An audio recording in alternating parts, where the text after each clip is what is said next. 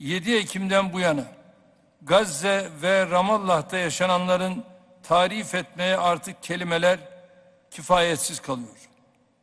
Hastanelerin, ibadethanelerin, okulların, mülteci kamplarının, ambulansların bombalandığı, güvenli denilen bölgelere göç eden sivillerin katledildiği, tarihte eşi benzeri görülmemiş bir barbarlıkla karşı karşıyayız. Hastane koridorlarında masum bedenleri sıra sıra dizilen çocuklar, sevip koklamaya kıyamadıkları evlatlarına sarılarak can veren analar, enkaz yığınına dönmüş binalarda elleriyle aile fertlerini arayan babalar, hasılı doğrudan sivilleri hedef alan saldırılarda yitip giden hayatlar, tam 36 gündür süre giden vahşetin birer şahididir. İsrail yönetimi birçoğumuzun doğru bulmadığı 7 Ekim hadisesinin intikamını Gazze'li bebeklerden, Filistinli masum çocuklar ve kadınlardan çıkarmaktadır. Vatanlarını savunan Hamaslı direnişçiler ile işgalcileri aynı kefeye koymamız mümkün değildir.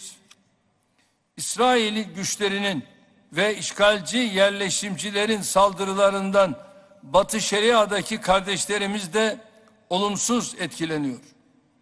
Birleşmiş Milletler'e göre Gazze ve Ramallah'ta katledilen 12 bine yakın Filistinlinin %73'ü kadın ve çocuklar. Bu cinnet halinin savunulabilir veya mazur gösterilebilir hiçbir tarafı yoktur. İnsan hak ve hürriyetlerini dilinden düşürmeyen batılı ülkelerin Filistin'de süre giden katliamlar karşısında sessizliğe bürünmeleri utanç vericidir. Gazze'de 12 bine yakın insan ölmüş, Gazze'nin neredeyse tamamı yıkılmış ama bu ülkeler İsrail'e ateşkes çağrısı dahi yapmıyor, yapamıyor. Yaklaşık 20 bin kişinin öldüğü Charlie Hebdo olayında dünyanın devlet ve hükümet başkanları Paris'te yürüyüş yaparken 12 bini aşkın şu anda Gazze'de insanlar ölüyor ama onların hiçbirinin kılı kıpırdamıyor. Bu sadece acizlik değil, aynı zamanda korkaklıktır, vicdansızlıktır. Zulüm karşısında susanlar da en az zalimler kadar akan kana ortaktır. Amerika ve batılı ülkeler güya savunuculuğunu yaptıkları değerleri İsrail yönetiminin ihtiraslarına kurban etmişlerdir. Birleşmiş Milletler Genel Kurulu'nda 121 evet oyuyla kabul edilen karar ise İsrail ve destekçilerinin ne kadar yalnız olduklarını göstermiştir. Dünyanın dört bir köşesinde İsrail'in katliamlarına karşı yükselen sesleri insanlık açısından ümit buluyoruz. İsrail destekçisi yönetimlerin bu çığlığa kulak vermesini bekliyoruz. Kardeşlerim, İslam dünyası bu sefer diğer krizlerden farklı olarak daha birlik ve beraberlik içinde bir duruş sergilemiştir. Bizim gibi çatışmaların durması ve insani yardımların bölgeye ulaştırılması için gayret gösteren diğer ülkeleri de burada özellikle tebrik ediyorum. Mısırlı kardeşlerimizle işbirliği içinde Gazze'ye ulaştırılmak üzere 10 uçak dolusu insani yardım malzemesini El Ariş havalimanına sevk ettik. Dün toplam 666 ton insani yardım malzemesi taşıyan sivil gemimiz yola çıktı. İnşallah bugün El Ariş limanına varmış olacak. Kanser hastaları ve çocuklar başta olmak üzere yaralıların tedavileriyle ilgili çalışmalarımızı da sürdürüyoruz. 15 Kasım tarihinde eşimin himayesinde devlet ve hükümet başkanlarının eşlerinin katılımıyla İstanbul'da düzenlenecek toplantıya dair hazırlıklarımız devam ediyor. Gelinen aşamada birinci önceliğimiz ateşkesin sağlanması ve insani yardımların kesintisiz şekilde ulaştırılmasıdır. Acil olan birkaç saatlik fasıla değil, kalıcı ateşkestir.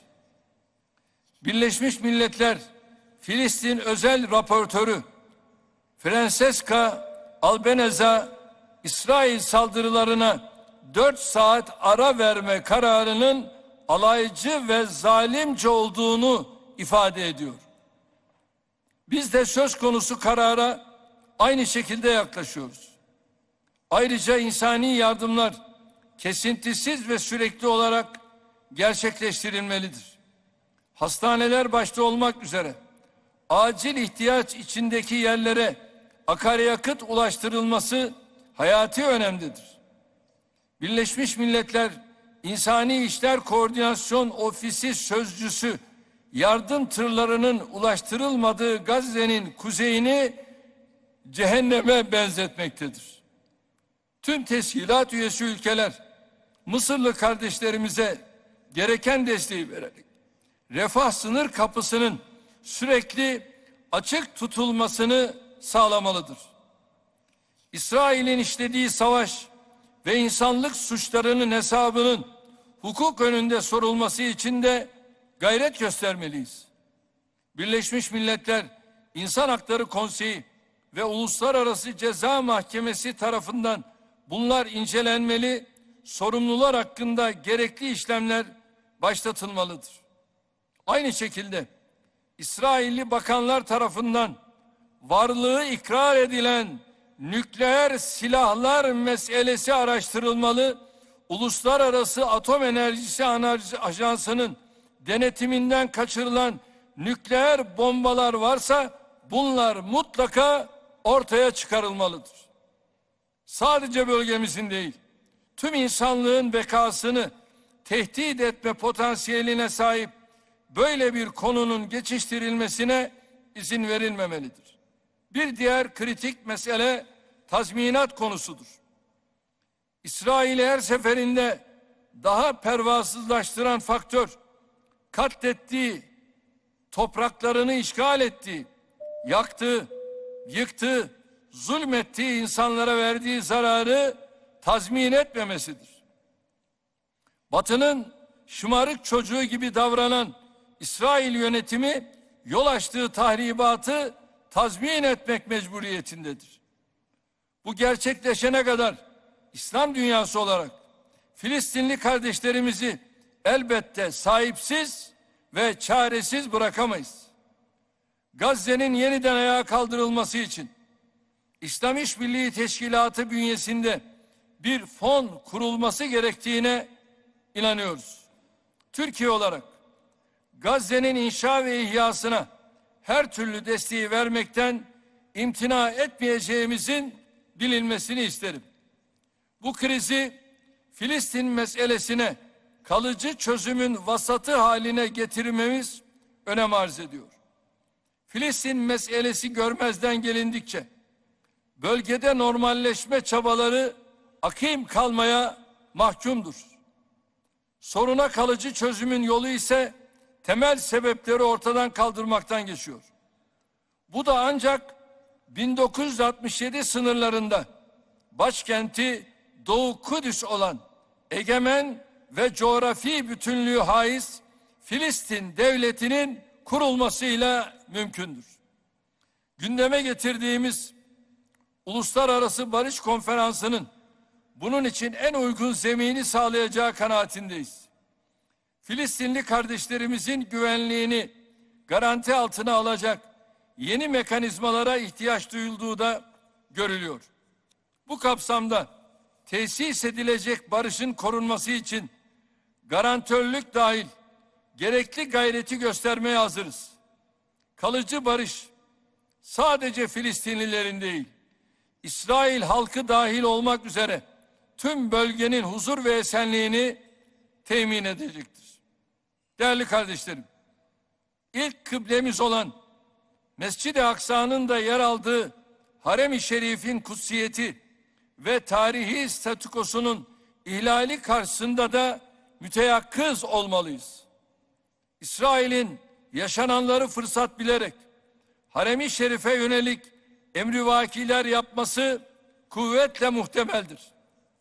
Türkiye dahil bölgedeki birçok ülkenin toprak bütünlüğünü tehdit eden vaat edilmiş topraklar hezeyanlarının dillendirilmesi bunun en açık ispatıdır. Hep söylediğim gibi Kudüs bizim kırmızı çizgimizdir. Barış şehri olarak bilinen Kudüs'ün ve tüm Filistin topraklarının eski günlerine kavuşması hepimizin dileğidir. Filistinli kardeşlerimizin de aralarındaki ayrılıkları geride bırakıp birlik ve beraberlik içinde haklarını savunmalarını temenni ediyoruz. Rabbim yar ve yardımcımız olsun diyorum. Bu düşüncelerle sözlerime son verirken Filistin'de şehit edilen kardeşlerimizi rahmetle yad ediyor, yaralılara acil şifalar diliyorum.